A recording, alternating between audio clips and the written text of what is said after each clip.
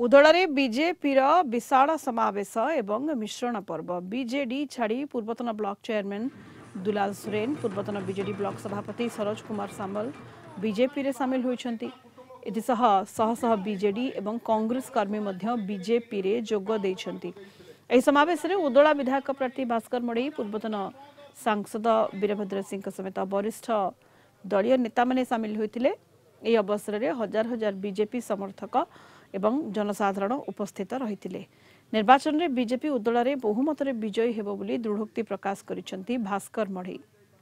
भारतीय संस्कृति परंपरा आधार जो भाईचारा गोटे तैयारी है उदला निर्वाचन मंडली भितर एटा बहुत बड़ कथा। जो महल थिला आपण माने जानिचंती केमती भारतीय जनता पार्टी ये डबल इंजिन सरकार करू ओडिशा रे नूतन भाव में बीजेपी रो सरकार हो ये जो भावना नहीं विभिन्न राजनीतिक दलरू ये शह शह कर्मी आसिक आम भारतीय जनता पार्टी मिसिले एटा भारतीय जनता पार्टी आहरी शक्ति वृद्धि है।